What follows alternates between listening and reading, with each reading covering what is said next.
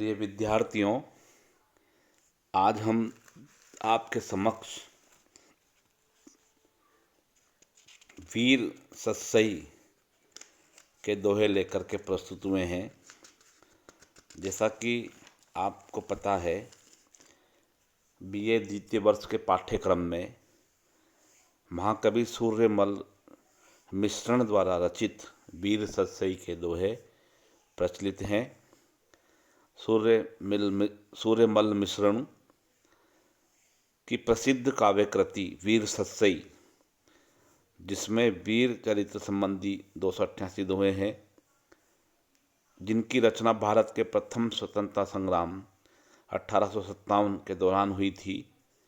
और किस प्रकार इस सतसई में तत्कालीन राजनीतिक परिस्थितियां चित्रित होती है और प्रासंगिक होती है, यह हम इस दोहों के माध्यम से जान सकेंगे। जैसा कि परंपरा होती है, प्रत्येक महाकाव्य खंड काव्य के पूर्व प्रारंभ में कवि ईश वंदना के छंद रचता है। उसी कड़ी में यहाँ पर सूर्यमल मिश्रण भी ईश वंदना के छंद रचते हैं। पहला दोहा आप सबके सामने। लाऊं पे सिर लाज हूँ, सदा कहाँ हूँ दास, गणभे गाऊं तुझ गुण, पाऊं वीर प्रकाश। यहाँ पर महाकवि सूर्यमल मिश्रण ईश वंदना करते हुए गणेश जी की वंदना करते हैं।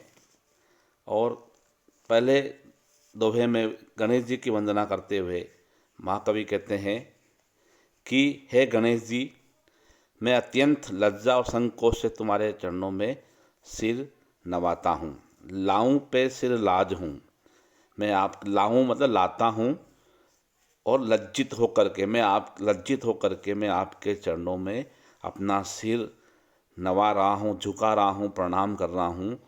सदा काहूँ दास, सदा ही मैं आपका दास कहलाऊँ, ऐसा मुझे आशीर्वाद दीजिए।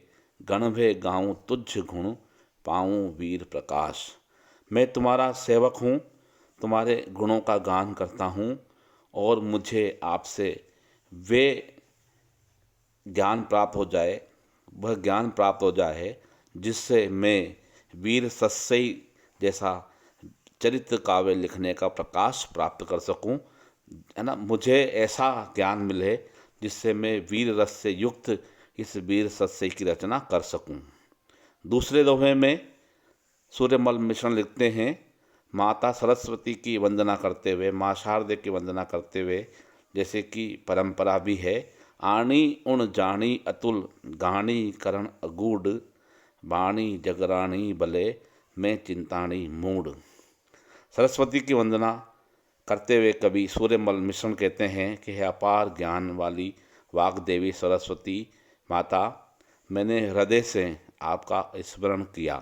आनी उर जानी अतुल, गाणी गरण करण अगूढ़, आप समस्त विषयों को स्पष्ट करने वाली हैं। बानी जगरानी बले, मैं चिंतानी मूढ़, मैं तो मूढ़ अज्ञानी हूँ। मैं चित्त से, चिंतानी चित्त से मूढ़ हूँ, और मैंने उस बाणी जगरानी अर्थात माँ सरस्वती की चिंता करी है, जो समस्त गूढ़ अगूढ़ ज्ञान को देने वाली है, प्रदान करने वाली है। आगे के दोहे में बेण सगाई वालिया, पेखी जे रसपोस, वीर हुतासन बोल में, दीसे हेक न दोष।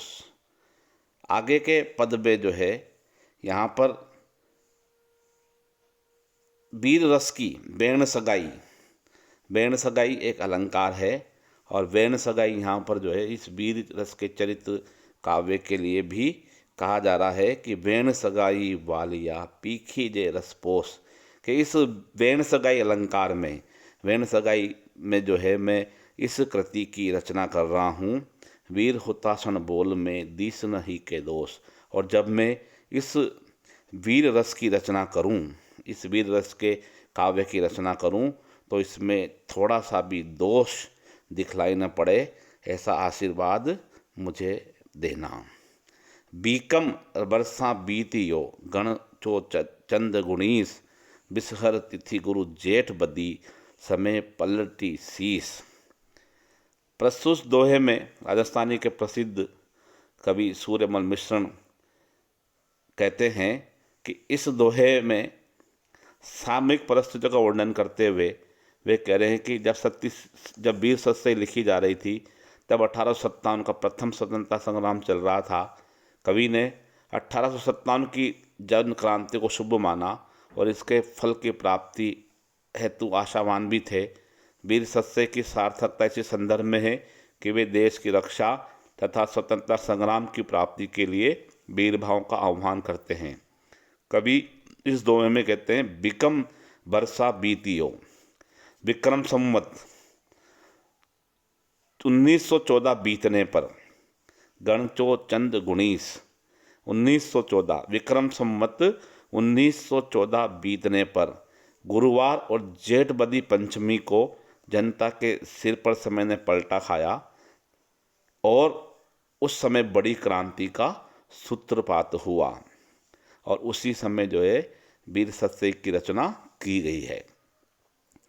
इक डंकी गिण एकरी, भूले कुल स्वभाव, सूरा आलस ऐस में अकल गुमाई आहब।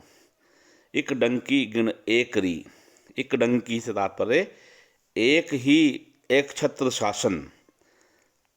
कवि सूर्यमल मिश्र यहाँ कहते हैं कि 1857 की क्रांति के बाद अंग्रेजों के एक छत्र शासन को देखकर भारतीय वीरों ने अपने वंश की परंपरा और स्वभाव को भूलकर एक डंकी गिण एकरी अर्थात अंग्रेजों का एक छत्र शासन मान करके भूले कुल स्वभाव, भारतीय वीर अपने कुल के स्वभाव को भूल गए हैं।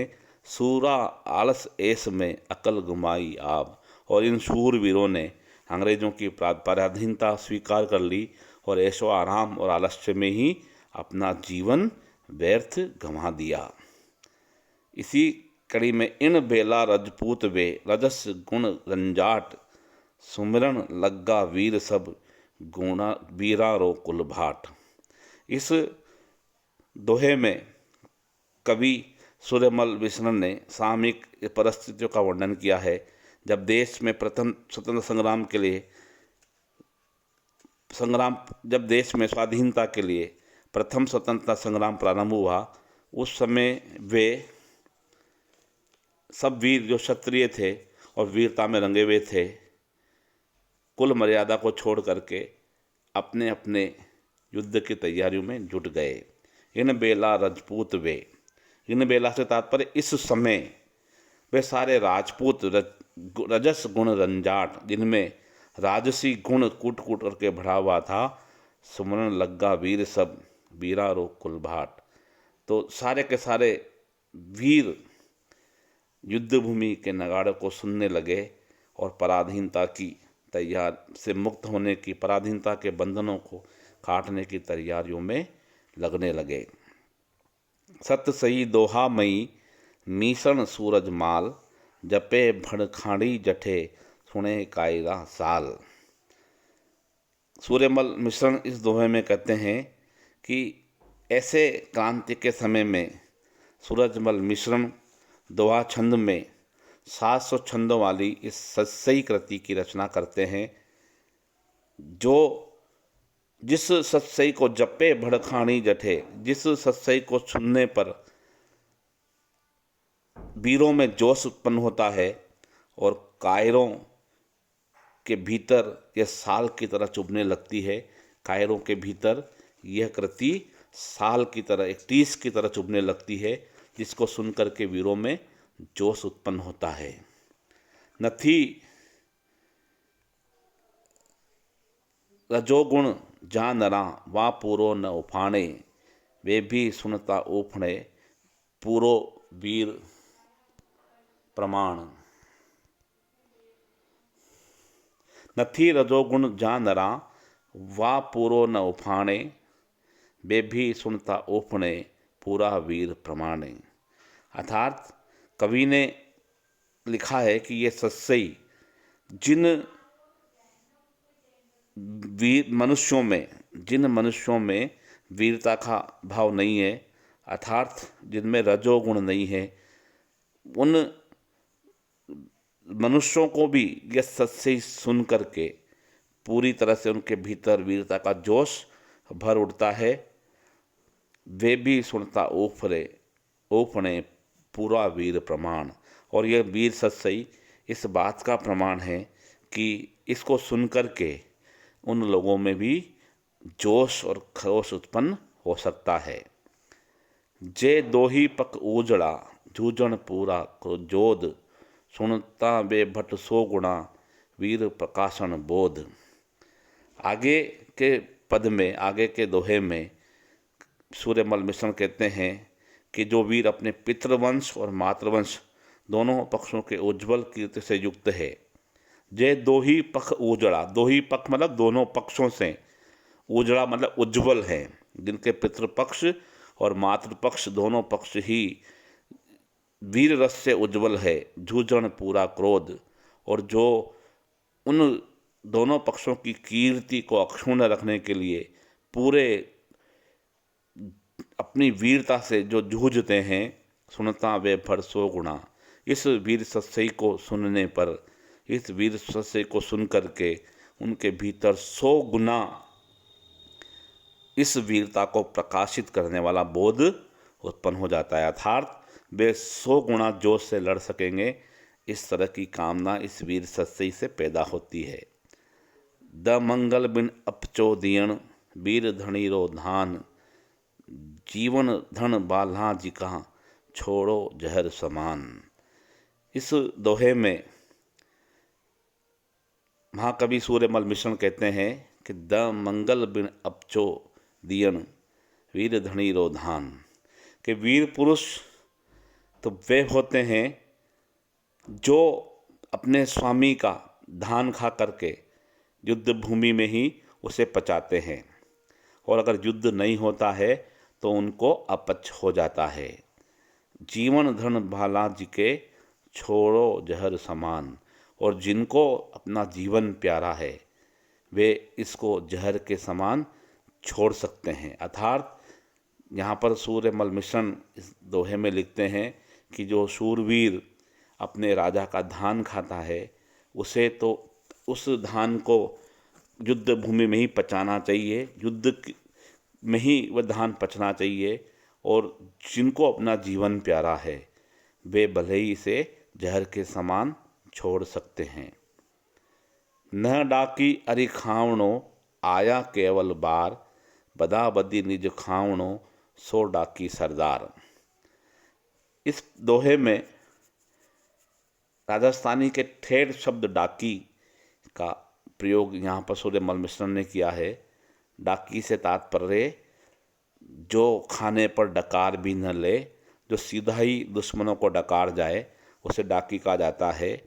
न डाकी अरि खावणो आया केवल बार।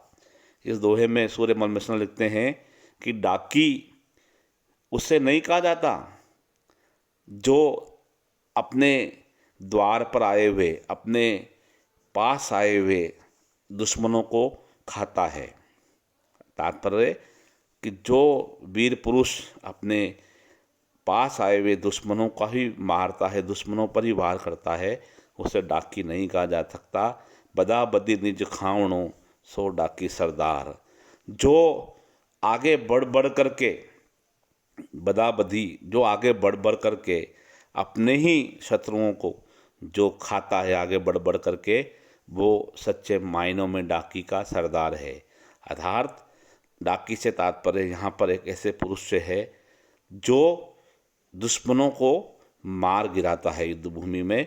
तो यहाँ पर सूर्यमल मिश्रण लिखते हैं कि केवल अपने पास आए हुए शत्रुओं को ही मारने वाला डाकी नहीं होता, बल्कि वे डाकी का सरदार होता है जो आगे बढ़ बढ़ करके अपने दुश्मनों का नाश कर देता है। डाकी ठाकर रो रिजक पाखा रो विष एक, गहल मुआही उतरे सुनिया सूर अनेक। यहाँ पर वीरों को संबोधित करते हुए यहाँ पर सूर्यमल मिश्रण लिखते हैं, डाकी ठाकर रो रिजक ताखा रो विष एक। डाकी से तात्पर्य यहाँ पर है वीर पुरुष है वीर पुरुष, ठाकुर का रिजक अर्थात स्वामी की रोटी, स्वामी का अन्न, और तक्षक, ताखा मतलब तक्षक का विष एक ही प्रकार का होता है, उसका असर एक ही प्रकार का होता है, और वो विष का असर हो चाहे स्वामी का अन्न हो, दोनों का स्वभाव एक जैसा होता है। गहल मुआ ही उतरे, इसको खाने के बाद जो गहल आती है, जो वो मरने पर ही उतरती है। सुनिया सूर अनेक, ऐसा अनेक सूरवीरों से सुना गया है कि स्वामी का अन्न खाने पर वह मृत्यु से ही ऋण हो सकता है, जिस प्रकार से कि तक्षक नाग का जहर लेने पर उसकी गहल मरने पर ही उतरती है। डाकी ठाकर सहन कर, डाकण दीठ चलाए, मायड़ खाए दिखाए थण, धनपन भले बताए। डाकी ठाकर सहन कर, डाकण दीठ चलाए, मायड़ खाए दिखाए थण, धनपन भले दिखाए बताए। इस दोहे में सुलेमान मसन लिखते हैं कि जिस प्रकार से डाकी से तात्पर्य यहाँ उसी वीर पुरुष से है कि जिस प्रकार से वीर पुरुष अगर पराजित होकर के आता है तो ठाकुर मौन होकर के उसको मार देता है। अगर जो है वीर पुरुष अगर युद्ध भूमि से भाग करके आता है तो ठाकुर जो स्वामी है वो मौन रह करके उसे मार देता है, और डाकन दीठ चलाए, और जो डाकिन होती है, डाकिन अपनी दृष्टि से ही मनुष्य को मार देती है। मायड़ खाए दिखाए थन, और माँ जो होती है वो अपना दूध दिखा करके, स्तन दिखा करके खा जाती है। पण धन बले बताए, और जो स्त्री होती है, पत्नी होती है, वे अपने चूड़े को दिखा करके यहाँ पर वीर पुरुष को लज्जित कर देती है। ये दोहा अपने आप में एक प्रकार से कहें तो गहन अर्थ वाला है कि यहाँ पर सूर्यमल मिश्र लिखते हैं कि हे वीर पुरुष, ठाकुर केवल मौन धारण करके ही हमें मार देता है, और डाकण जिस प्रकार से दृष्टि चला करके नज़र लगा करके, एक कहावत है कि डाकण की नज़र लगा करके व्यक्ति को मार देती है। माँ अपना स्तन दिखा करके कि तूने इस दूध को आज लज्जित कर दिया है, उसी प्रकार पत्नी अपना चूड़ा दिखा करके वीर पुरुष को मार देती है।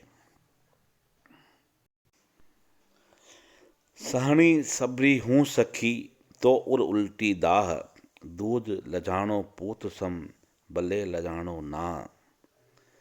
इन पंक्तियों में महाकवि सूर्यमल मिश्र कहते हैं कि वीर नारियां हमेशा ही वीरतापूर्ण व्यवहार करती है।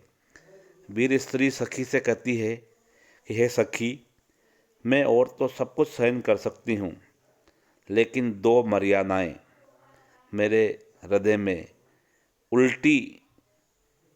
उलट करके मेरे हृदय को जलाती है, मेरे हृदय में उलट वार करती है।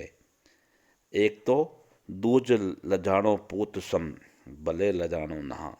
एक तो दूध लजाने वाला पुत्र और चूड़ा लजाने वाला पति, ये दो बातें मेरे हृदय में टीस पैदा करती है।